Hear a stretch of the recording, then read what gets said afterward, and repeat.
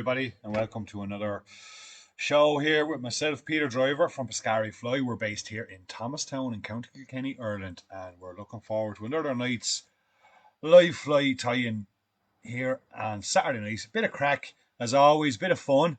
Make sure you drop by and say hello. Tonight's ladies' night's Grayling night. We're going to be doing all things Grayling tonight. Nymphs, talking to fantastic angler Jonas from Team Sweden. Will be on with us in a little bit. We got some great flies to show everyone. How you doing, Jamie Conway, Tim Sullivan, Robbie Berry's on there, Patrick Smith. Darius is on there as well. Graham Longnigan, great to see us all on. Hope everyone's had a good 2 weeks because I wasn't on here last week. I went to the River D last week and I'll fill you in on that one. How you doing, Darren Fennessy, Sean and Ann? Good to have you on. We were on the River D last weekend. Hi, Michael. Terry Evans, good to see you there, Terry. Patrick Burke, Steve Livingston. Jonas is on there. How you doing, Jonas? Jonas will be joining us later on, folks. I had a chat with him about some Grayling fishing, world championships, tactics, and stuff like that. So, great old chat with Jonas there last night, and I have it there lined up to come up later on. So, how you doing, Graham Connolly? Still stuck in the North Sea. Stephen Livingston. Nice. That was a nice fly you tied, Stevenson. Actually, Stephen, I never got a chance to get back to you there. But nice job on that Montana. Montana's have been working really well. Michael Callaghan, Dermot, and Luke are on there. James Hope, Aidan Gill. Great to see so many back on. I hope everyone's ready for a bit of fly tying. How you doing, Eamon? Howard Croston, great to see you on there, Howard. Hope you're keeping well over there. Are you going to the Welsh Tea in December, Howard? We're hoping to get over there ourselves, so it'd be great if it all goes well and everybody gets to meet up. Sean O'Shea, how you doing, Sean? Great to see you on there with us. So, as usual, folks, Dave will be on later on with his bit of trivia. Anybody wants to win Anyone wants to win tonight's nymphs, all they got to do is comment, like, or share the post, the stream. So if you hit that share button, that will automatically put you in. How you doing, Tom? Tom's got 9 bottles. A good man, Tom. You might keep me one of those, will you? Dylan Roberts is on there from the River Dee. How you doing, Dylan? Nigel on there from South Wales. Trevor Noon's on as well with us. So great to see so many people on tonight, and looking forward to these nights. I do look forward to the Nymph in November nights when we do some Grayling nymphs and stuff like that. So got a couple of real good nymphs lined up. Ones that have worked for the last number of years, not just for me, but for clients as well of ours who we tie flies for. And I'm going to share some of these great patterns with you tonight. So I hope he's like it. How you doing, Andre? Paul Burke is on there as well. Susan O'Sullivan, how you doing? The one thing about tonight, folks, by the way, to win tonight's flies or to win Dave's prize, because it's ladies' night, ladies only. Okay? So any ladies that are on there, all you got to do is share the stream or comment, and you will be in the draw to win the flies. When Dave puts up his trivia quiz, it is the first lady in that's going to win the prize. Okay, so we got a nice prize there. How you doing, Brian Canty? Jamie Conway is off to Slovenia, so yeah, absolutely, you're going to enjoy Slovenia for Grayling. And Grayling is, unfortunately, it's not something we have here in Ireland. I have done extensive research over the years to discover why. There was an attempt to introduce them into our East Coast rivers. Way back in the 1800s, but unfortunately, due to the high acidity levels and the hardness of that water, the Grayling actually never just took, really. They came from the UK, probably taken from limestone rivers, and they just didn't take off. But there's rumours of them being in Sligo, being in Wicklow and all that. Promise you, it's only rumours. There's no Grayling in Ireland. So the nearest Grayling destination to us is Wales, where we travel to quite regularly, and a lot of Irish anglers indeed do travel to Wales and throughout Europe. Jamie's off to Slovenia there next year, and I've been there quite a few times myself. Great stuff, Jim. Glad you like the Kevlar.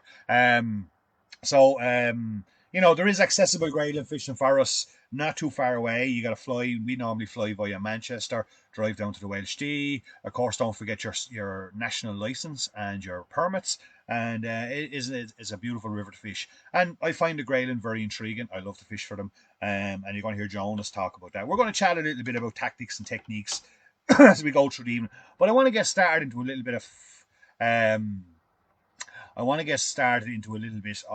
fly tying here for you. So this first one, anyway, is a purple jig nymph. Okay, that's basically what we call it. Purple jig nymph, and it is a really good Grayling catcher. Purple can be really effective for them. Okay, so on that size 14, the Haku jig hook, I'm going to put on some Kevlar.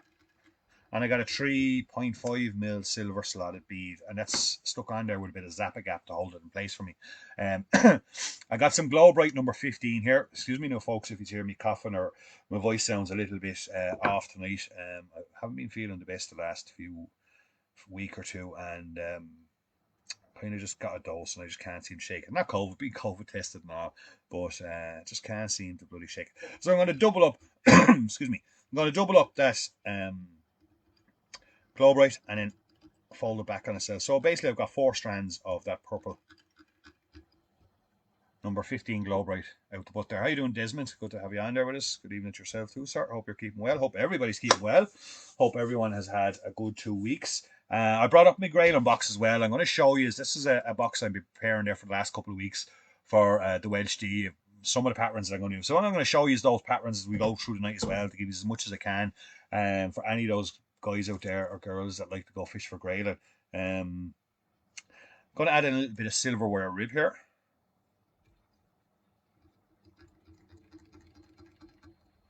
Fine silver wire by Savoia, 0.1. Now, for the dubbing for this body, Thomas Ankertel, how you doing? Well, Tom. So what we got here is a little bit of Black Rabbit with a bit of UV spectra going through the Black Rabbit. Okay. Yeah. Hi, Peter. Peter McVeigh is on there. So this is a lovely soft body, but it has a lovely subtle little fleck to it. It's a mixture of my own stuff, so it's a bit of Black Rabbit with a small little bit of UV spectra going through it, fine spectra, and dub that on there. Go ahead, Tom. Yeah, who's Doreen? I was going to ask you that now, Tom. Who was Doreen? But I got the gist of it after a couple of seconds. All right, what you meant. Yeah, Tom O'Connor, you could drop up one of them bottles there now, and that could sort me out. All right, having one of those, I've been finding a hard shake. So just loosely dubbing that on there, and I'm going to pull my excuse me, going to pull my wire rib, ribbing it quite well up over. Say these nymphs have been well tried and tested now over the years, and can't say I ever have. James, I can't say I ever have. Little bit of a double brush there now. Just make sure that's well secure. I need to tighten up this voice just a little bit, folks. Because bear with me 1 second here now.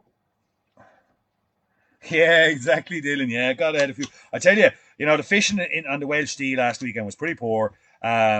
The what you call it, the river was a little bit. The river was a little bit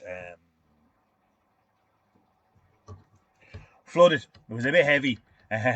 It was a bit heavy, and it didn't make fishing that great. But you know what? It was the first time in nearly 3 years I'd been there, and I didn't really care what the fishing's like. And the fishing was only coming second because I was just so happy to be there, to be able to get back over, meet up with some friends, go and stay in the hand, have a few beers, have a chat there with Terry and a few of the guys. So I'm just giving that hair a bit of a brush out there, just to get a nice bit of buggy look to that. I always like a bit of a buggy look about my Grayling fly, especially when I'm tying kind of jig nymphs and stuff like that. Okay, so 1 or 2 extra little long bits there that I'm not mad about. Pick them out. Okay, I always trim the tail kind of after I brush out the body a bit. Okay, you can get that properly. Look off that tail there now. Yeah, that's bung fishing for Grayling, James. Yeah, it's quite popular. Okay, a little bit of a collar on here. What we're going to use is some CDC and a mix of some light bright dubbing.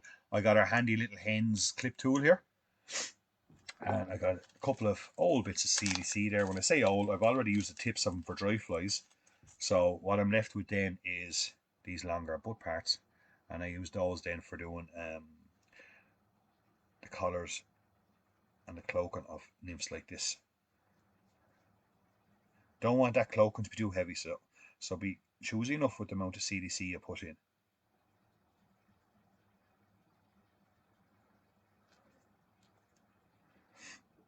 And then I'll just put some of that. So here I got light bright. It's kind of a picture's not picking it up perfectly. Hopefully you can see it a bit better now. And unfortunately, wearing a blue shirt tying this kind of a nymph is not really the most productive or best way of seeing it. But I was going to place it, tease out a bit that dubbing. Place it in there, top of that CDC. And then just catch the whole lot in the clip. Trim off your stems. And less is really more here for this one, folks. We don't want a massive big cloak on it. I just want a nice subtle cloak over this fly. I'll get my double needle. Good question, Kieran. What's the advantage on jig hooks over for nymphs over normal hooks? Well, the jig hook tends to ride with the bead head down in the water or on the bed of the river. That's the theory behind it, anyway, Kieran. So your hook is up, so the chances of catching are a little bit, a little bit less, that they're not snagging up on you and getting stuck on the bottom. So just split my thread, bring in my clip, just slide it up there, get it into position, and then start to spin. Doing a little bit of a double brush there.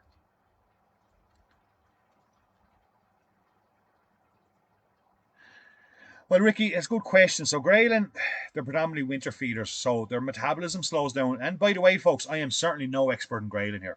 I'm just going by the knowledge base I have. I know Howard Croston, a few of those guys are on there. And Terry Evans and those fantastic Grayling anglers. And definitely, guys, weigh in here with any of these questions if you want. Really appreciate everyone's input into these shows.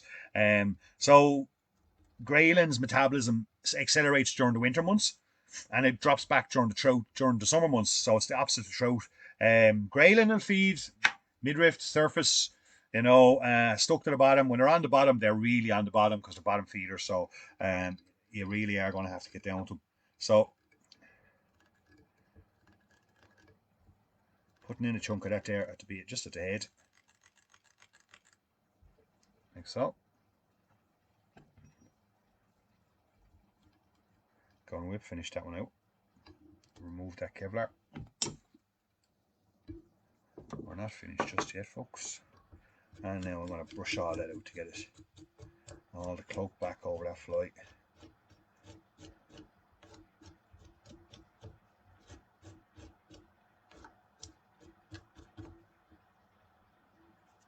The one thing I do find about fishing for Grayling, especially on the wedge D, I've found it over my experience, a few years of experience on that river, is that if I'm fishing any further, away than the tip of my rod, I'm fishing too far away from myself. The Grayling tend to be coming around you quite close. And purple is a decent colour. Pink is probably the best, James. Not necessarily all bright colours are either. As you can see, that's quite a dark fly. And you can see that fly now when it gets wet, that lovely subtle bit of dubbing in that wing, that cloak will come through. See if we can get our little fleck off of the tall to give you a visual on that one. It is nice nymph Graham, yeah. But a lovely kind of ice UV kind of purpley shimmer off that cloak there now once it's wet. The lights are not really picking it up. You can get a little small pinch of it. But that there now over the last couple of seasons has been catching a lot of fish right down to 2.5, 3 mils. And you can go to bigger sizes. A nice black, sometimes that dark nymph can be quite good. Thanks, Kieran. Sometimes that dark nymph can be quite good, especially in mucky water. It can be really effective because the dark silhouette is much easier to see. And I always find Grayling when I'm tying something like that. Thanks, James. That I like that softness of a CDC hackle and stuff like that as well. I can find sometimes the Grayling can be very sensitive on their takes, and if they feel a body being too, if they feel a bead or something, they're very quick to reject it, a nymph. So I like that kind of softness on the body and stuff like that. That can it's a simple nymph like that now can be really, really effective. For some reason my voice that's better there now. So there's the first one. Yes, Graham, the season open all year round for Grayling. So pretty much, I think there is a time during the year, during spawn, and where Grayling are during the summer months where they're not particularly hunted after. But during the winter months, yes. So you've got your trout fishing all summer, and then you've got your Grayling fishing all winter, which is for most European destinations has Grayling. I think ourselves in Spain, if I'm corrected, has Spain, anyone can enlighten me, has Spain got Grayling? I think I read it somewhere before. I was told Spain don't have any Grayling either. Okay, so there's the first of our Grayling nymphs. Now, by the way, folks, fantastic trout nymph too. You'll catch a lot of trout on a nymph like that. So very versatile nymph pattern, very simple. and can be really effective. That's that one there. The next one I'm going to put that into the little tub now for our winner tonight for all the nymphs tied by tonight. The next little one that I'm going to do, let's get some of this stuff out of the way, is a perdigon. Okay, perdigons can be very effective again for Grayling because the Grayling can't sit very tight to the bottom when they're on the bottom. And because their mouths are their bottom feeders, their mouths down underneath their nose, when they get down tight, and they are so tight, you've got to be on the bottom. Where a nice perdigon can get down there and can really can get you some. I think in 2 years ago in the Welsh D for the European Grayling Championship, which is coming up the first weekend of October or December, should I say? I'm really looking forward to that trip. On the second day, I think the heavy waters came down, and team that won a Team Poland, excuse me, folks, went to small perdigons and penetrated deep water when everyone else was on skirmies and stuff. And they had 31 fish while other teams were some of them were lucky to get a couple. So, just because the rivers turn high and in flood, it doesn't necessarily mean you switch straight to the skirmies. Grayling can turn off them very quick. I think, then again, a lot of this is only my own theory, but I think Grayling's memory is a lot more than Trout's. I think the Grayling, they tend to get used to things very quick. So I do change and chop a lot. I change bead colours a lot. Giller says no, yeah. Plenty of donkeys in Grayling, but no, in Spain, but there's no Grayling. Very good, very good. You can, James, you can. Thanks, John Ditch, for that. So in the UK, you can fish for Grayling from the 16th of June till the 14th of March. Same for coarse fish for some reason. Thanks a million for that. John, good to have you on with us. So this is a little perdigon as well. I've been sending over to a lot of UK customers. We tie our flies for, and they've been getting a lot of success with this one. So I'm going to tie this one for you, and a little bit of a memory in here from last year's live fly tying shows. They sure are, yeah, Jan. They sure are, yeah. I love Grayling. I find them so intriguing. So here we're going to go pink again. So everyone pretty much knows pink is the colour for Grayling, okay? That's what we call it Ladies' Night, and they're Lady Stream, and of course, so pink is a very effective colour, and this is a pink perdigon, okay? Tried and tested and works a damn treat. Okay, so what we got here is some body quill by Haynes. Now, this is a pink, but it has a UV flicker to it, okay? Very good. It's a pearl body quill pink. Yeah, well, cucumbers, James. I always think the Grayling, and you'll hear Jonas and myself talking about the smell of Grayling. But it's often been the case where I can actually, when I'm getting into the DE first or any river first, I'm going after Grayling. You get the smell, and you just know they're here. They're here around me, and I'm going to get one very shortly. And lo and behold, within a cast or two, bang, you're into a pot of Grayling. So yeah, they do smell. I don't mind it. Some people do, especially if you leave your net. If yeah, Robert Flaherty, cucumber, absolutely. Especially if you leave your net like Dermot, put your net into the rental car after you go Grayling fishing and don't wash it, and then leave it there overnight and stuff like that. In the summer's kind of awesome summer's evening, you will get a nice pond the next morning. So a good lesson is not to be leaving the wet net in the back of the car unless you've washed it after netting a couple of Grayling. For the tail there, I have a little bit of microglint, pearl microglint. And I'm just going to form a little body on this one. Be gentle enough when you're using the body quill on a dubbin or a thread bobbin, because it can be just a little bit brittle until we get it built up and get it all resined in. But this body has a lovely translucent look about it. We've tried a lot of perdigons for Grayling, and there's lots of ones that do work, don't get me wrong. This is not the best one, but it certainly has been the most productive and the most highly sought after. So you can see I'm building up there, just slightly a bit back from the bead, but leaving a little bit of a indentation there heading in towards the bead. Going to finish that one off.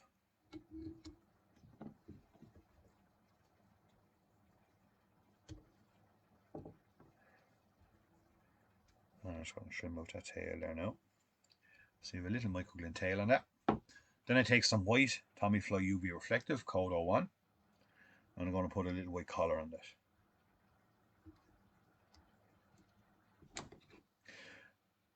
So say we have Jonas Olsen on with us here. Jonas has fished in 7 World Championships, for Team Sweden over the last number of years, and fantastic guy, fantastic angler. Anyone that knows him on there from Facebook, he kindly came on and had a great chat with him there last night. So we're going to play that now in a little while for you folks, and we get another couple of nice nymphs to go.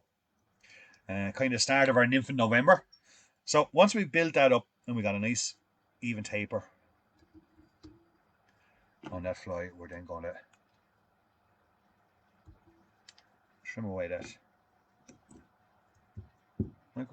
Now we're going to go to resin. Okay, so all I use is the Solar Res thin and hard. That's the one I always use.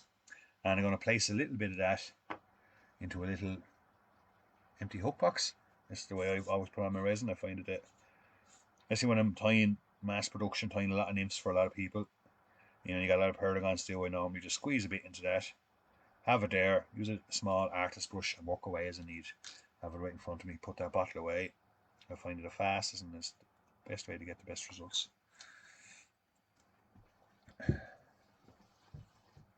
Now, little brush, take up a dabble of that resin there, and just starting up near the bead, and then just drag it back down the body, keeping that nice taper on it. Not putting a massive coat on it to start with, but once you see that resin starting to go over that white and that quill body, it becomes really translucent. Again, I should have probably wore a different colour t-shirt tonight for doing all these pinks and purples and stuff. It's not really showing off great against the laser pen. We will, of course, Jonas. Your English is very good. Laser pen, always find it best to set the resins. Give it a good blast. Now, as all remember this stuff from last year, mica powder. Thanks a million, Alan. Yeah, it's a really good pattern in pink. I often find pink being quite good. Okay, so this is the mica powder we talked about last year. I know a good few people bought it. I know how many people had a good play with it. But like, it comes in a ton of colours. Like, we just got colours and millions of colours. It's fantastic stuff. I use a lot of it on Perdigons now. Really, is this particular colour pink, which is solid purplish red. It's called. Okay, this is a brilliant one I've used on Perdigons for, and this is exactly what we're going to do now. So I have a second little tub here then, as you can see, and I was mixing some earlier on. So I put another little bit of clear resin into that, and I'll just put a small piece of powder in there as well to mix it up. You don't need much, small little amount, but mica powder is fantastic stuff. Since we discovered it kind of about 2 years ago, every year it's become more and more important in patterns and stuff like that. The more I play with it and the more I've got to use it. Fantastic stuff. Into a bit of acetone. That brush there, Brendan, only gets cleaned once I start using mica powders and coloured resins. Other than that just goes up on a shelf. And if I need to clean it, a small bit of acetone, Brendan. But other than that, once it doesn't hit UV or sunlight, it's never going to set. That brush has always stayed nice and soft. Yes, Robbie, absolutely. It'd have to make an appearance. It was such a revelation last year on our show. Mica powder, I think the mica powder factories were in overtime after Saturday Night Live last year. So a small little pinch of that. You don't need much. You're only talking a small little pinch. And just mix it into that resin. It is, I tell you, mica powder is really neat stuff. It comes in a lot of colours. I think I went on Amazon at the time or eBay or wherever it was, and I got 50 odd colours for a couple of euros. Been using them more and more all the time and find it absolutely brilliant stuff. And this was a real product of that. How you doing, Betty? Betty Hayes is on with us there. Hope yourself and Michael are keeping well, Betty. So a little bit of mica powder. You can see it starting to come nicely there. Now it's a lovely kind of shimmery pink. Again, it has a very similar colour structure to what's already on that fly in relation to kind of a little bit of a kind of a bluey, or not a bluey, kind of a UV kind of hum off it. You just get what I mean. It's just getting a little dab of that there now together. And we're just going to start putting that in there now. I'm actually going to use a needle for this for the first little section. Just use my needle to take it off the brush into a little blob. And we're just going to blob that down there right on top and pull it off over the bead like so. Always have a little bit of tissue paper with you when you're doing this, folks, because you need to keep everything nice and clean. Keep your fingers clean and stuff so we don't destroy our voices and our tools. Then now the mica powder mix is a little bit stiffer than what I like to do. So don't worry about it. It's not going to flow down over the fly or anything like that. And I can just take a couple of seconds, extra seconds there, just to clean off around a bit. Lovely. Now I just dragged it down a little bit over the top there, as you can see for the moment. Don't worry, there's a second layer going to go on that now. A second, give it a little zap. Go back to it's still on my needle. And just drop it in and pull it over the top again.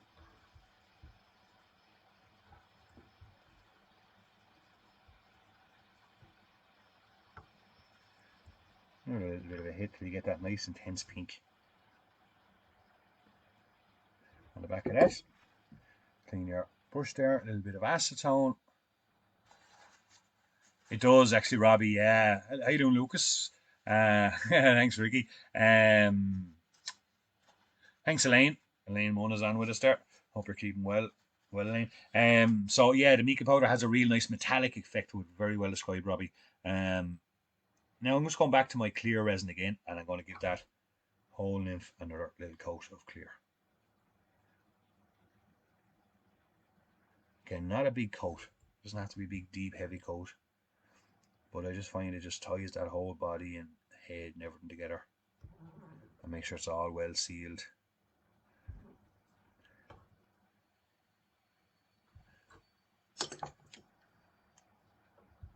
Again, tied right down to 2.5 mils, has been a super effective nymph there over the last year and a half, kind of since we started tying it for a few guys in the UK, and they've been getting a lot of fish on it. There you go. Simple. You can put a little black spot there in the back of the thorax if you want, but I find that now is fish is much better. In pictures, not showing it off absolutely magnificently, but when you see that in your hands, you go, oh, geez, that body looks mad. It's almost translucent. And there's a little UV hum off it, a little bit of a metallic hum off of the pink back resin. But for Grayling, when it comes to Grayling Perdigons, that was 100% our number one Grayling Perdigon that we're tying for people and using ourselves. We've got lots of fish on it and stuff, so that's one definitely worth in the box for any Grayling hunters that are out there. And that mica powder, I say that colour I have found to be the best for the Grayling is the solid purplish red mica powder. Look it up online, you'll find it. There is other pinks there that are quite good. Fantasy purplish mica powder is quite good as well. Very close, but it is different. Loads of different colours of mica powder, really, really good. But that particular nymph there now has been a real treat now over the last 18 months for a few guys, getting a lot of fish on it in a lot of sizes. And yeah, when you tie it and you see that, yeah, it's just a shame the camera's just not. Maybe it is picking up better than I can see here on my camera, but very nice with the white under thorax under, and that's going into that little pot there for everybody. A few other nymphs here I'm just going to show you very quickly before we move on. That could be quite good, like when you're talking purples and stuff like that. Darker colors like this particular one here could be quite good. This is a gold with a black UV body, and a nice buggy nymph. That's another one. This is a box here that I'm preparing for Wales. You can't really see it that great. One thing I've never minded is sharing patterns with anyone, so you can see some of them there. Still a few gaps to be filled there before it went. That's been a real good fish catcher for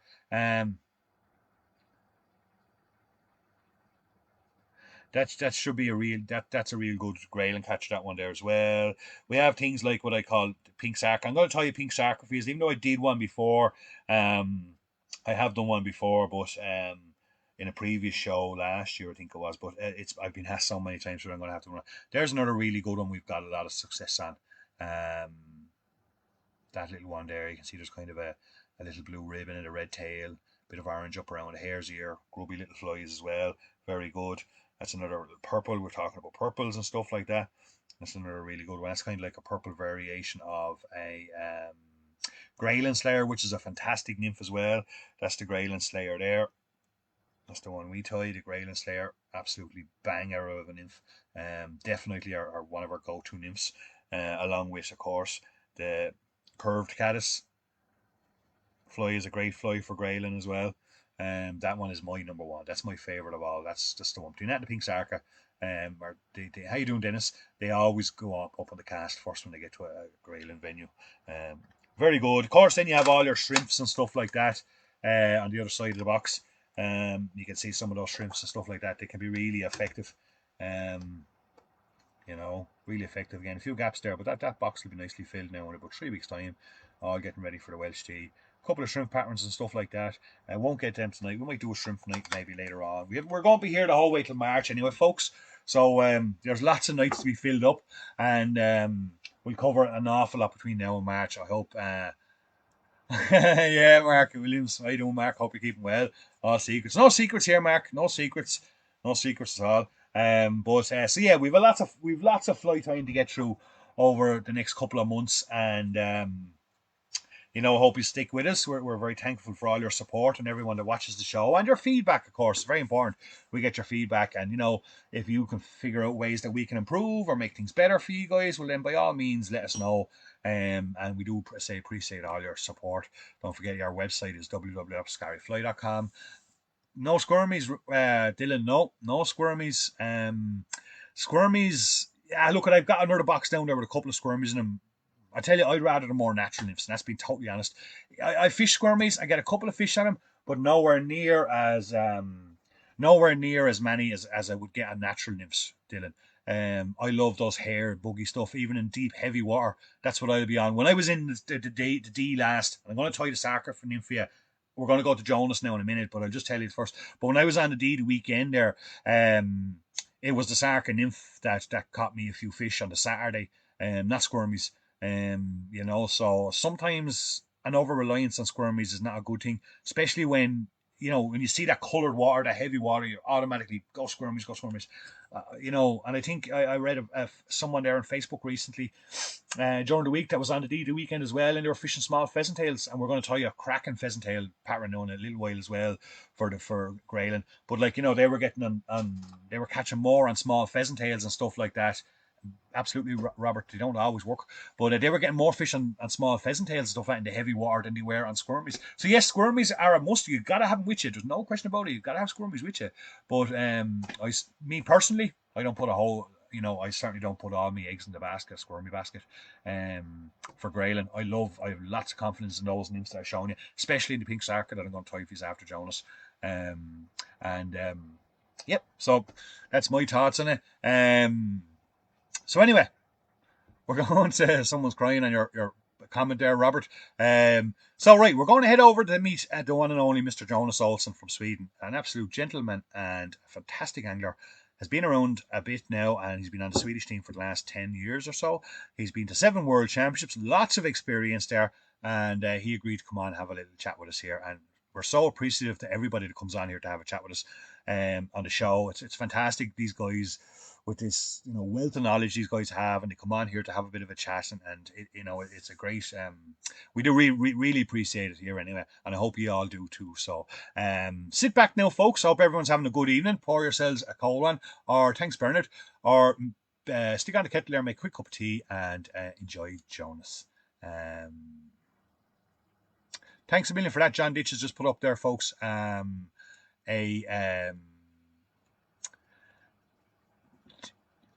reference to a book there for Grayling. I must look that one up. I don't think I actually have that one myself, John. But look, brilliant. Thanks a million for that. Okay, so I'm going to stop babbling on here, and I'm going to let you go and have a listen to what Jonas had to say today. So enjoy now, folks, and I'll see you all back here in a few minutes.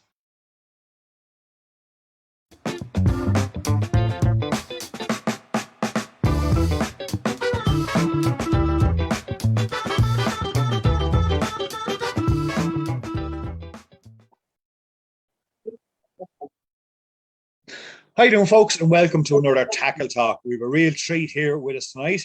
The one and only Jonas Olsson from Team Sweden is here with us. Jonas has been to 7 World Championships with Team Sweden since 2013. Highly experienced river and lake angler, and he's agreed to be here with us tonight to have a bit of a tackle talk about Grayling fishing. Thanks, Jonas. Thanks a million for joining us. How are you keeping over there in Sweden? Yeah, hello, Peter. I'm doing good. It's getting darker and colder, but the fish are still biting, so That's good. How was your season there this year for you in general, Jonas? Yeah, it was pretty good. We had a nice season. We didn't get so much warm weather, so Right. we could fish a lot. Um, so it's the last 2 years, some rivers have closed and stuff like that, but we didn't have that this year. So And did there's been a COVID lot play a of big impact on where you could go fishing, or how was COVID there for you guys in Sweden with your fishing? Yeah, no, I think most know that Sweden took another approach to COVID. Yes, So exactly. Yeah. yeah, we've been able to move as Right. normal. So that hasn't been an issue at all Right. Right. for us. And of course, you got to the Worlds this year. Finland hosted the World Yeah, Championships this year. It was a Worlds with a difference. Obviously, a lot of teams missing different formats and stuff like that. I'm absolutely intrigued to hear what did you think of it. And you've been to six other previous World Championships, and as we both know, they're a big show. You know, it's the biggest fly fishing competition on the planet.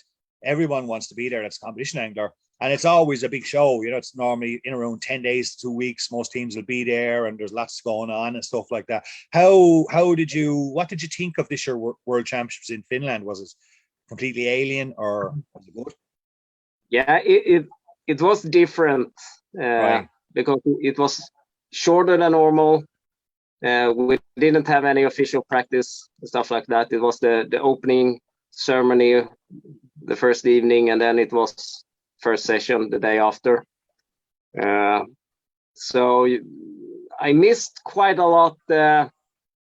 When you meet up with the other guys, you learn to Yeah, know from that's the the other thing. Yeah. teams, and yeah, and I missed a lot of other teams with people I've been able to get to know through the competitions, like the Team USA and stuff like that. Yeah, yeah, yeah. But it was good. It was So good to have the championship back.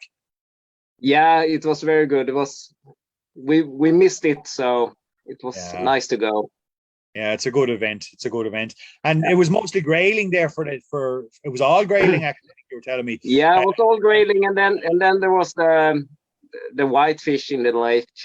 okay. Um, but in the river, they only counted grayling, and I got one brown trout during the competition, so the rest was grayling. So there were a lot of graylings Yeah, in I the believe river. those So rivers are stuffed with grayling up there, are they? yeah, yeah, Yeah. Yeah, I do. Talking to Josh there, and he tells me about those rivers are they're prolific if you can get them right. So yeah. tonight's all about grayling fishing, as I was mentioning to Jonas. We have a bit of a ladies' night on tonight, and I suppose to talk, to kind of pick your brain through your grayling kind of expertise. When you're tackling up for grayling, now I don't know if have you much difference between what you tackle up if you're targeting browns to when you're tackling up targets and grayling, summertime versus autumn. But in general, what kind of setups are you generally putting together when you're targeting grayling? Uh, it's always a 2 weight or 3 weight rod, Yeah, uh, 10 feet, 10.6 right. feet. Uh, but that's yeah, that's what I use, and you go down to on the tippet you fish maybe 0.12 down to 0.10. Are you a lover of uh, fluorocarbon or monofilament? Doesn't make a fluorocarbon. difference. Yeah, I don't. I tried a lot with the both, and I fished a lot of copolymer as well, but they have their advantage and disadvantage, both of Yes. them. So it's all. But now it's been mostly fluorocarbon. Right, right. It's a bit stiffer, so it's better with the droppers and stuff like that. They don't tangle as much, I Right. Yeah. imagine. But Yeah. Well, everyone has their confidence. And so your general setup then is pretty much what you use for trout fishing then as well. There's no real yeah, kind of, yeah, no, specifically kind of lengths or no. anything like The that. What biggest kind of leader difference length are you generally using? the biggest difference for brown trout is that I might have a streamer rod as well. Okay. But the grayling in Sweden also takes streamers, so you can fish small Right. streamers for grayling as well. Uh, So That's interesting. I've never crossed too many people that would tell you the streamer fishing works for Grayling. No, and that when I talk to people around Europe, it's not many have heard of it or Yeah. done it. And what kind of Like in the, streamers? And what kind of streamers are you using for streamer fishing for Grayling?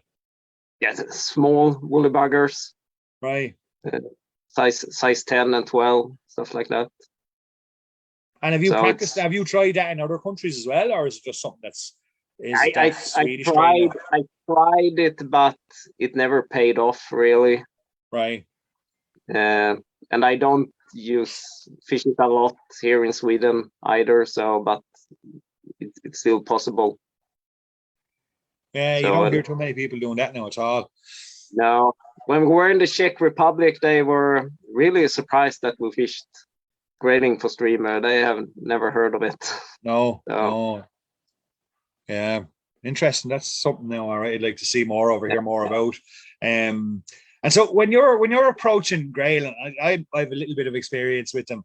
I know the upstream approach versus the downstream approach can play a factor sometimes. What in say catching Grayling when you're going after a pot of Grayling or you're picking that spot. Would you approach them upstream or downstream, or is there any preference you have there? Or oh, that's a tough question. It kind of depends on how the river looks. okay, If it's a lot of slow flowing water, I right. might fish it downstream first, and then just turn around and fish it up. And so it's very much of the situation I end up in when I go to the river, how it looks, and sometimes when you fish upstream and you let the flies go downstream, you get fish on that. So Yeah, and maybe you absolutely. get Yeah. more fish on the downstream, so you go down, and it's hard. It depends. And ideally, And Jonas, what kind of when you're approaching a piece of river, or if you were just to imagine that perfect piece of Grayling water, what are you looking for? What's ideal Grayling water for you? What really gets the you know get you going, saying no, that's got to have them there. Like, what are you looking for? A bit of yeah, backwater, a bit of eddy, bit of gravel, or what's the key factors that you look for when you're approaching a piece of river for the hotspots? yeah. Let's see if I can describe this in English. Do your best. We'll But manage. yeah, but really, when I go to a river and I see that spot that you almost can smell the Grayling. There you go. Great point. Yeah, we'll actually Yeah, come back to that now in a minute. Go on. Yeah.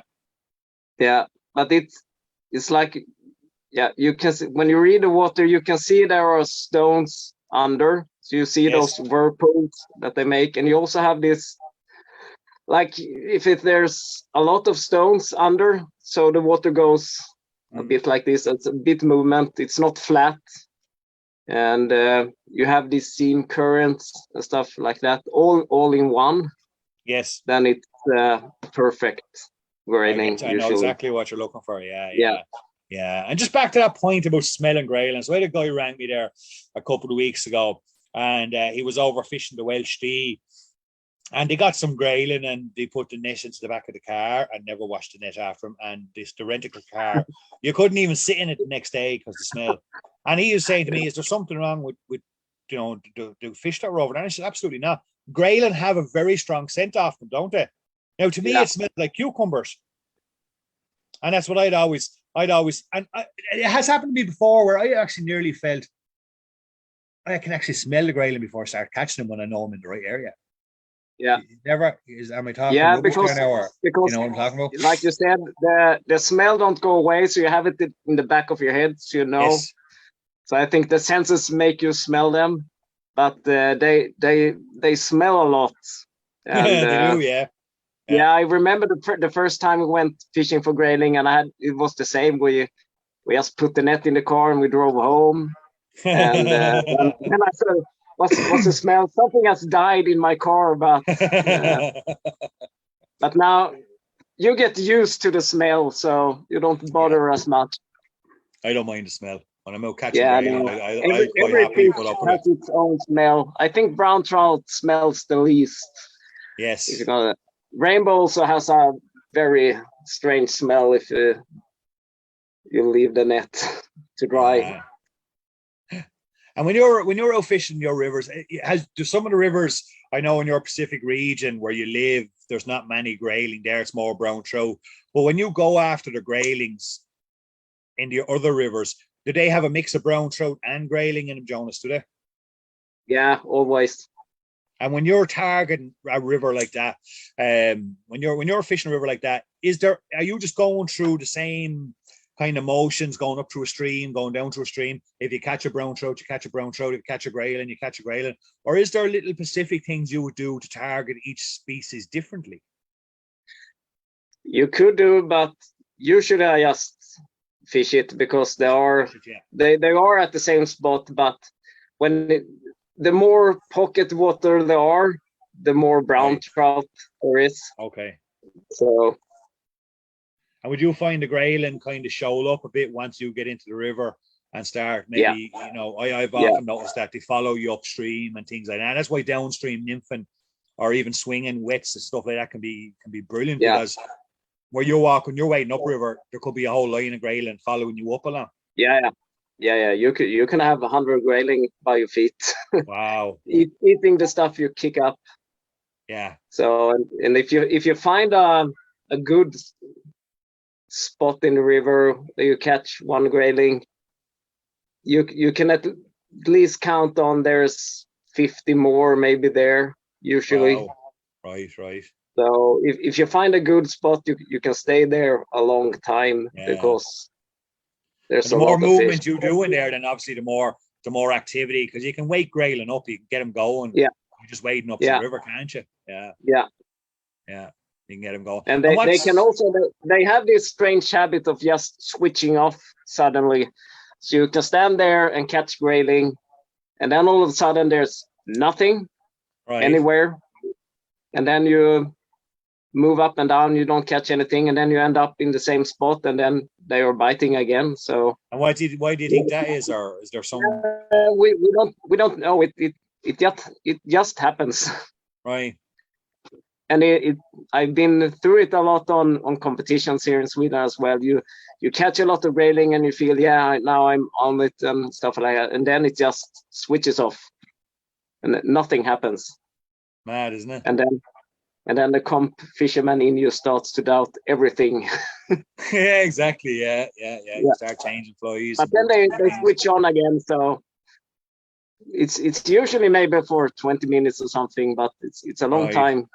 Oh yeah, when you're in a session and it's only 3 hours long and you're under pressure, and as you say, you start asking those doubtful questions of yourself and what you're doing, like. And what's for you, Jonas? What's the key factors to catching grayling? What's the key things that have you got to be super fast on them? Have you got to be super sensitive? What's the key factors there to catching grayling once you get into that pod and locate them? I think sensitivity is a good thing, because sometimes they bite very soft. Yes. Or a lot of times you don't really see it or feel it. They are just there. Yeah. But I know from people that don't fish a lot of grayling, they say that they are very fast when they bite. So especially when you fish a dry fly, they are way faster up on the fly than a trout. So you can miss a lot of fish. So you gotta get used to fishing grayling.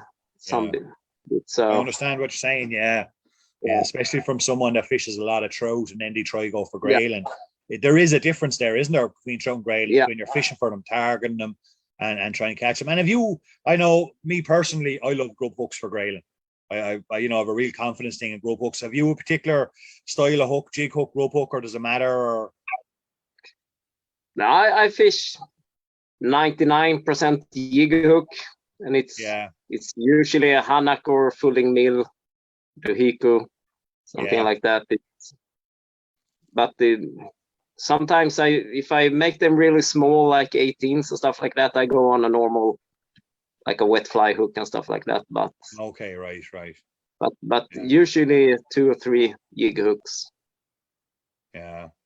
And pattern wise, then, is there, everyone knows, or we all use a lot of pink for pink tails, pink ribs, pink beads, pink for grayling. If you're going grayling fishing, you should have a box of pink flies.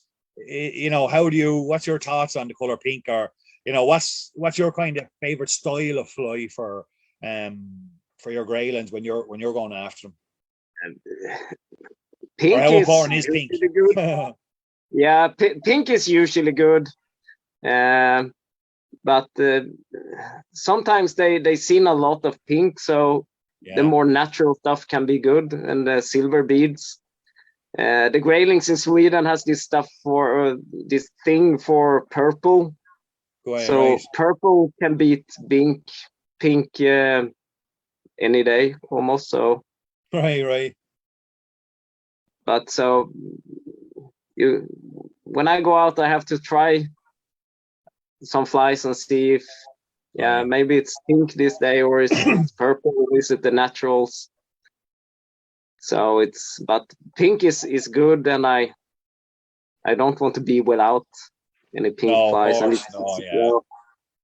and it's usually the pink beads that's I guess them like. Yeah.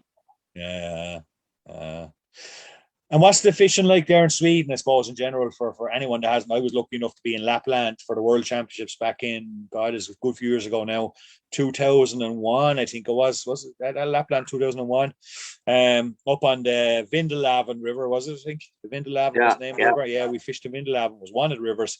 Magnificent place to fish. But in general, say, for people that haven't been to Sweden fishing, and specifically your grayling and stuff like that, what's the fishing in Sweden like in general for grayling? It's very good. Because it's a lot of graylings. If you go from Dalarna in Sweden and up to where you fished on the Worlds, up in Vindelälven, Norrbotten, there's a lot of grayling.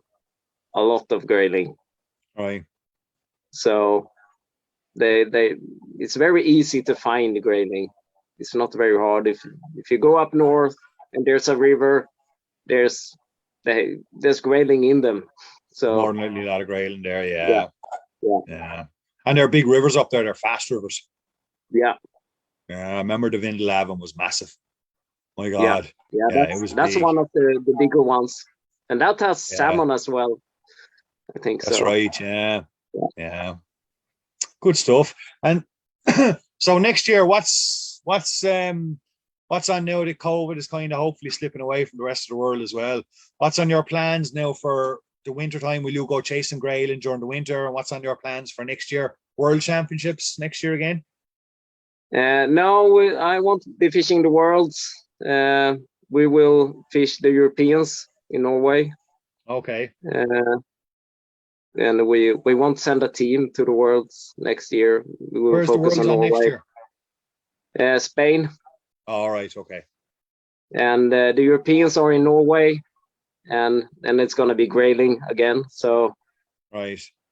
I think it suits us better than Spain, because I think Spain will be tough fishing. It'll be tough for brown trout, rainbows, and it'll be very extremely tough. Yeah. So we said Norway and grayling will probably be good for us. Right. And this should be Norway be a good trip.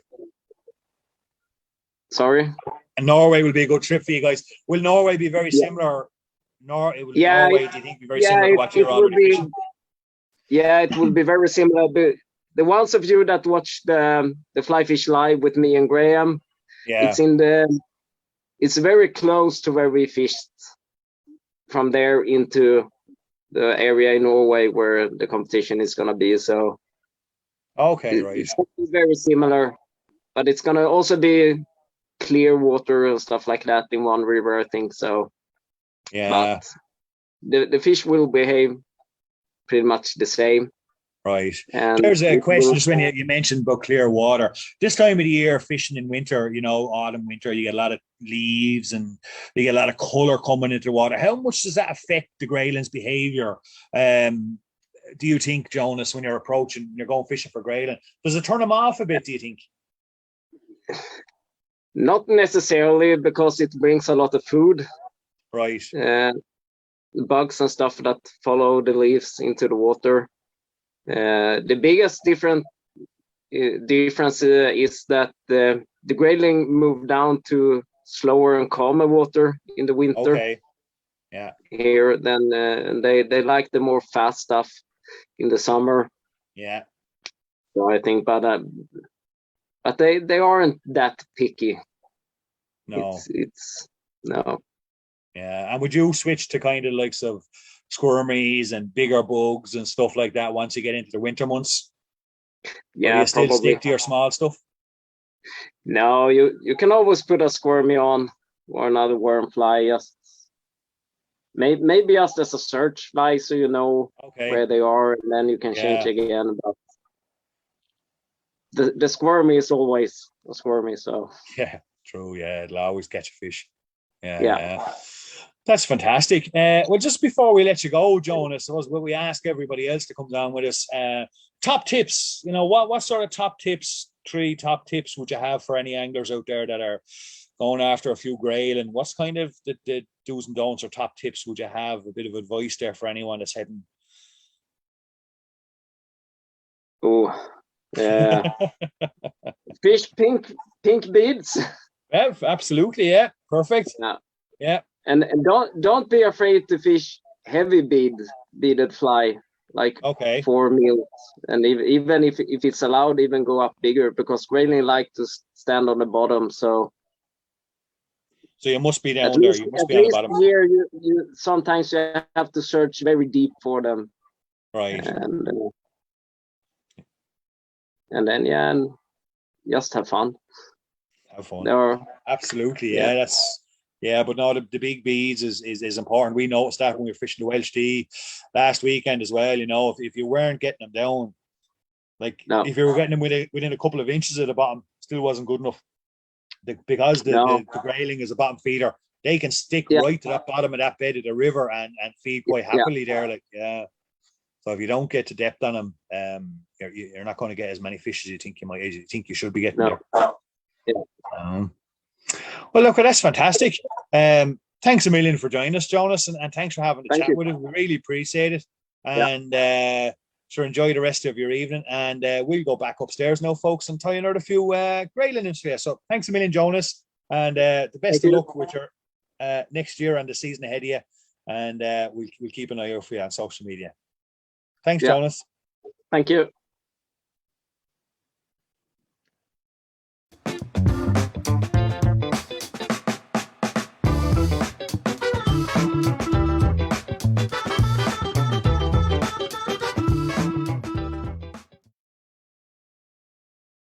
Turn back on the sound. Nearly forgot it, folks. Nearly forgot it. I'm due now. I'll forget soon. But there we have Jonas Olsson. Thanks a million to Jonas for coming on from Sweden. An absolute wonderful guy, fantastic fisherman, and really, really do appreciate that he come on and have a bit of a chat with us here. So I hope you all enjoyed that one. Hope everyone's having a good evening and enjoying their Saturday night. Thanks for being on with us here. Great to see everyone back on. Great to see everyone back on, and hope you're all enjoying the evening. So we're going to move on. Jonas there, thanks a million, Jonas. Really appreciate that again. We're going to move on to do another little grayling nymph here. This one's on a curved hook. This is a pheasant tail. Okay, very sure it was Dylan. Yeah, very very effective pheasant tail nymph for grayling, winter and indeed summer. So we got a 611 size 12 hook and device there, putting on some. Where am I going? I'm getting too far ahead of myself. Got a 3.5 mil count stung pink metallic pink bead on there, and I'm going to put a little wrap of lead there as well on that. Okay, not big heavy lead. I'm just using a small little bit around it because I just want to help with that extra taper on the body for the pheasant tail and not be lashing on a load of thread there. Plus it adds an extra little bit of weight to that fly to help it to penetrate. Okay, there is how you doing, mom and dad are on there watching. How you doing, mom and dad up in Wexford? Hope you're keeping well.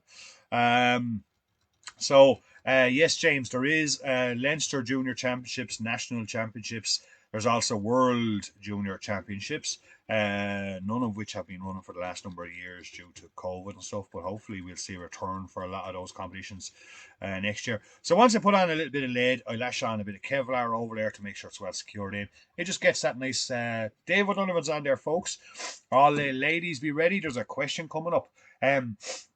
Excuse me. For a tail here, I got a bit of Tommy Fly UV reflective number 14 as usual. As you all know, I love that stuff by now. And I've quadrupled up a bit of that there like so. Okay. Sometimes I double it up, but you know what? I think I'm happy enough with that. I'm not going to trim it just yet. I've got in the habit of leaving that there till I get the body complete, and then I know exactly the length I want. A little bit of copperware rib on this. I like a nice skinny taper to this fly. I don't like overbuilding up the body.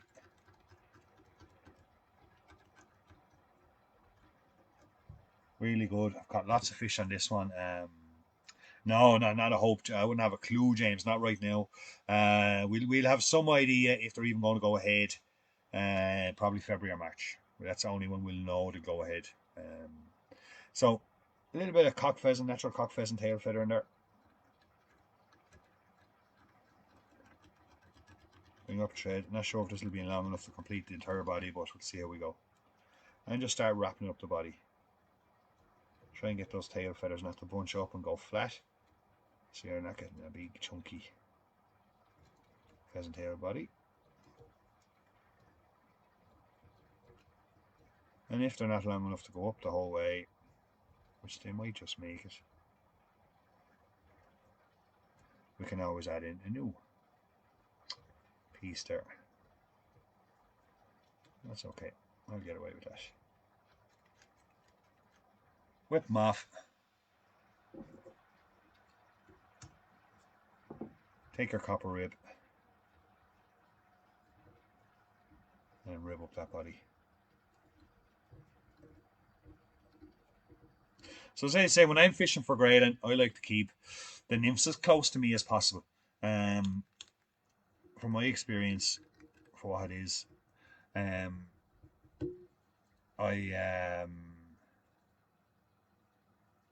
ladies only. Dave has just asked a question there. First lady in with the correct answer wins a lovely spot prize of our new polar fleece fishing buffs. David, let me know who was the first lady to answer that question correctly. So I'm going to put in a little bit of thorax cover here, which is Pearl Mylar number 14.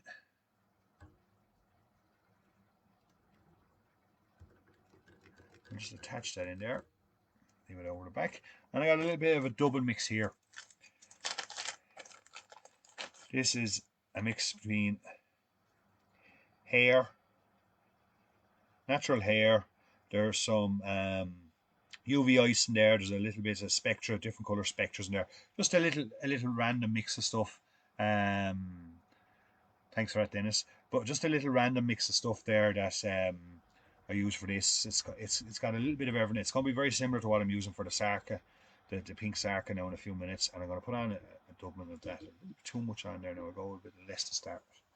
I can add more if I need. And we're going to lash that on in there.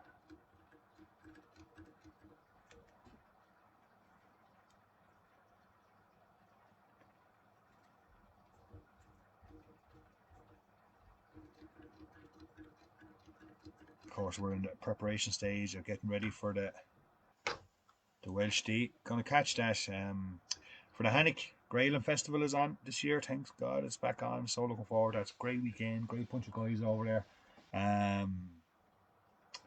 Great bunch of guys over there, and really do look so forward to that weekend away. A little bit of fun, bit of a competition, and great to have it back on. We'll finish that off. Very simple little pheasant tail. Brush out that thorax underneath with a bit of a dubbing brush. I always like to get, that's why I kind of bulked up that thorax a bit, so I can give it a good brush out, really get those different coloured fibres to come back along down underneath that nymph. I find this a really good grayling catcher, and trout catcher indeed. You know, you put that on a gold bead now or a copper bead, and I tell you, you'll have no problem catching brownies with it either. Give it a good brush out now. Get all of those.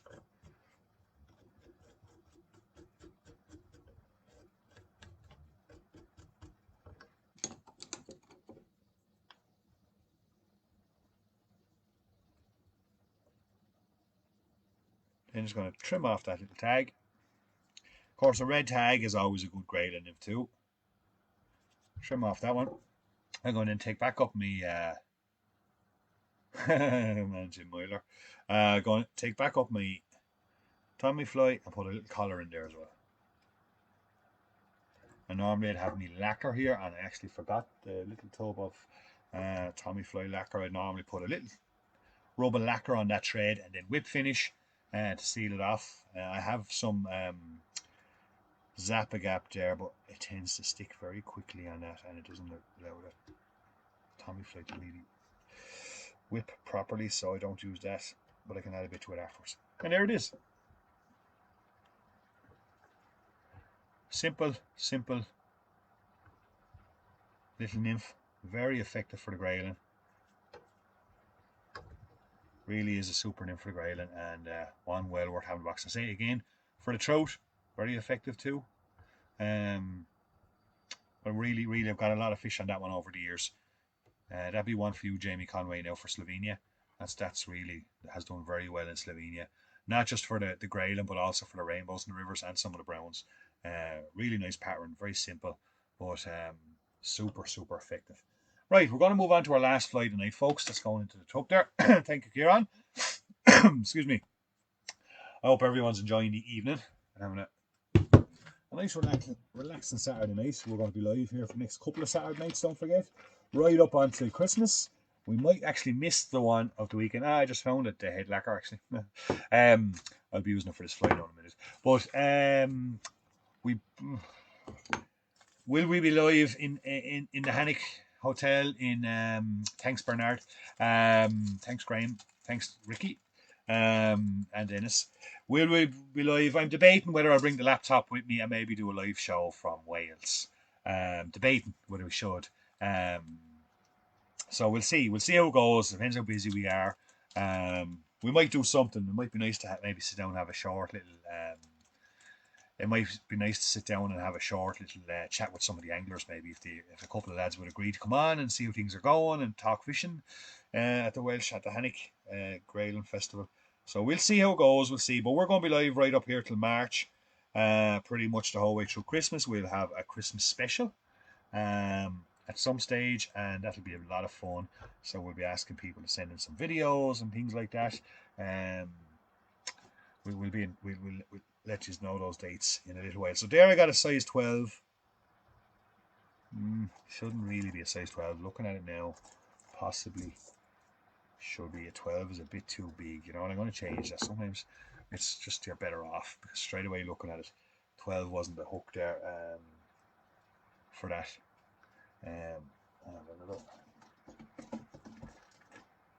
So somewhere in this mess.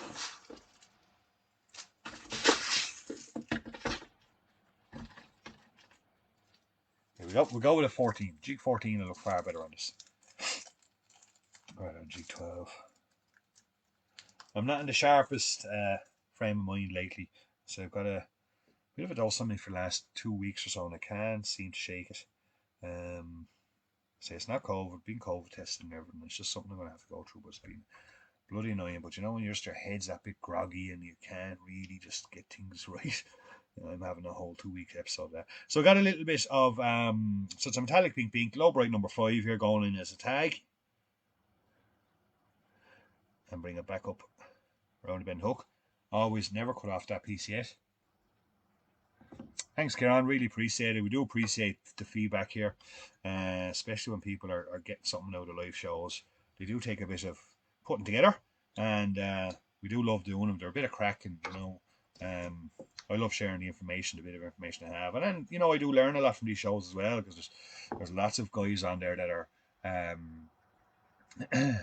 there's lots of guys on there with huge amounts of experience, so it is great. I learn out these two. So you can see the way I pull that tag end up over. That just stops that tag from slipping down the hook when I start getting a couple of fish on it, and then trim it off. Whip finish, trim it off, add in our Kevlar, go back down over. This would be my number one grayling without a doubt. This thing just, is caught fish for me everywhere. I call it pink sarker because it has some resemblance to a sarker nymph. But it is. There's no way I would go anywhere with grayling without this nymph. Anytime we've ever done well in the grayling competition, this has been my number. Between this one and just a normal grub hook or grub hare's ear is been my go-to fly. So when I'm on the Welsh Day, I always make sure I have a load of these there. What I'm adding in as a tail there is a bit of strawberry or raspberry angel hair, secured in well, and then just break it off to wherever you want that tail to be. Okay, it's just a nice subtle little tail in there. For the double, I wouldn't mind that, Simon, if you're up for it.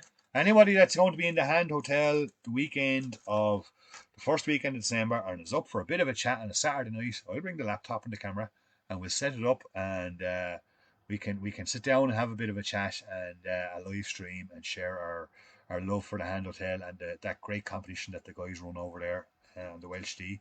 I certainly have no problem setting it up and doing it. So if there's people out there that want to get involved, it'd be great. Shout across. So this is a little bit of my mix of Dublin. I've talked about before. We don't sell it. It's just too. It just wouldn't be worth selling because the price I take to make it. So basically, what I've got in there a mix. Yeah, brilliant, Jonas. There, just on saying there that don't forget sometimes great and love this natural stuff without any hot spots and stuff like that. Rima won that prize, Dave. Having a bit of internet trouble. But Rima, great stuff. We'll be in touch with you soon to get that prize to you. So this mix of stuff here is hare's ear. There's a bit of squirrel in there. There's a bit of UV spectra. There's a bit of gold. There's a little bit of everything. There's a bit of red in there. There's a bit of purple. It's a double mix I make. There's about 10 different doubles going in there. And the reason why I like it, I use it for my pheasant tails as well. The reason I might make a video sometime the next time I'm going to make a batch. I still have a decent bag of it, so I'm not due to make a batch for a while. Excuse me. But I use it for my pheasant tails and everything, and I use it for this particular body because there's so many different colours in there that and a particular type of daylight, a certain colour will show up, and that'll be the predominant colour of the nymph. And then if the light changes or if it gets darker or brighter or the different water colours, well then another colour will be the standout colour. The nymph is always bloody changing colour. Like, you can look at it one minute and say, oh, that's a lot of red in there, and then you can look at it again half an hour later and say it's very purpley. It's a really good. It catches kind of. There's always some standout colour in it, like so. I find it very, very good. Mix, and I will. I'm not sure if I said it before about putting a video up. Next time when I sit down, I don't actually have the formula on a piece of paper of making it. It's kind of just when I sit down to do it, and I have a small piece of the old stuff left. I remember the general colours that go in there, and I just keep mixing and mixing and mixing till I get it spot on. So as you can see, I'm giving it a real brush out, getting it real buggy, getting that body to go back over and cloak that whole fly.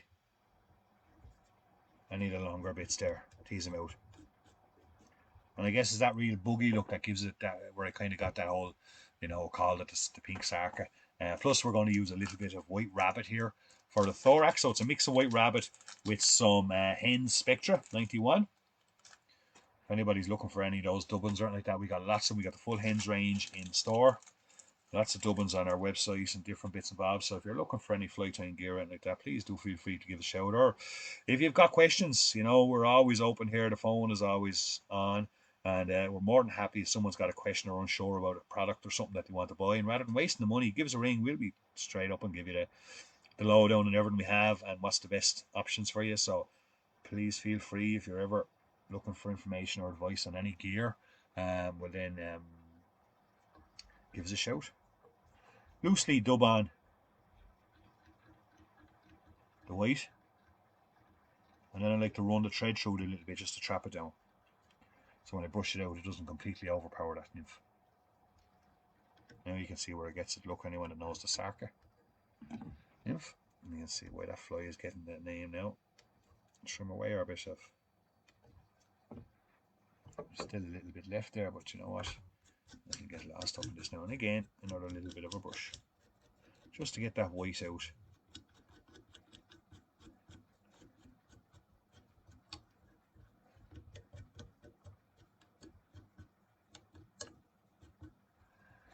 Okay, it would be great to see a new product zone at the end of the show. Okay, what do you mean by that, Jim? Interested to hear more about that. So, last little touch to this. Back to our number 14, Tommy Fly.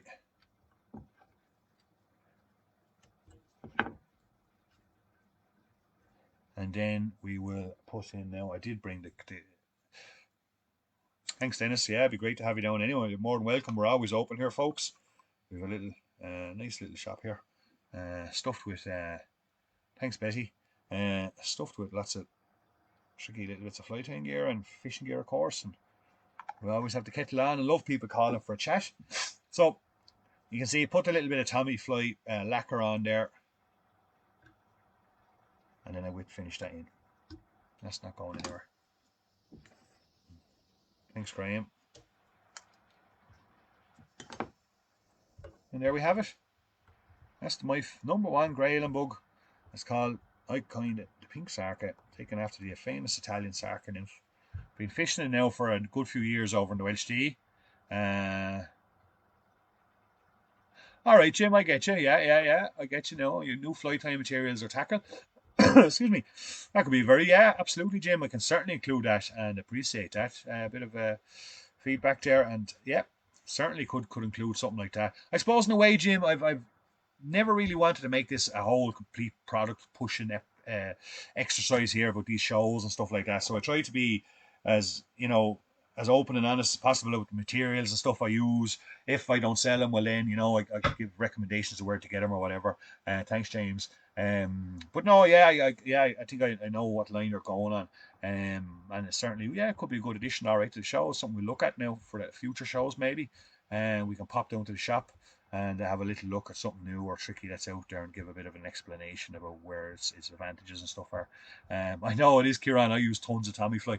My God, I just go through so much of it. But look at it. It works. It catches fish. So certainly, I've got confidence in it. Love the intensity of the colours and stuff like that, and the diameter of the floss is very good. But whenever I'm fishing for Grayling, last number of years, say when we've done well on the Grayling, that has been our best fly. Really is an absolute belter and one definitely for the box. Simple to tie, nothing too fancy about it. But get it nice and buggy. And you're very welcome, Jamie. And that's it, folks. That's it for another Saturday Night Live. Good to be back. Hope we'll be in a little bit better form next week. Still okay, but just the head's a bit groggy and a bit off. But looking forward to being back next week. It is Nymph in November, so we're going to stay on the Nymphin team for the week and for the next couple of weeks until November. And we got some really good, thanks, Paul. We got some really good, thanks, Darius. We got some really good shows lined up over the next couple of weeks, so stay tuned. We'll be back next Saturday Night Live. If you need any fly tying or fly fishing gear, by all means, give a shout here at pescarifly.com or give us a bell or drop into the shop. We'll be glad to help you out. Thanks a million, Robbie. Hope everybody enjoys the rest of their Saturday night. Enjoy tomorrow, the last day of the weekend, unfortunately. But I'm going to take the dog and go out for a walk tomorrow, first time this year. So thanks, Graham. Please God, we might get a few pheasant-tail feathers along the way somewhere as well. So enjoy the rest of your Saturday night, folks. Thanks a million for being on with us here tonight. Thanks for all your support, as always. We really do appreciate it here at Pescari Fly. Good night, everyone, and stay safe.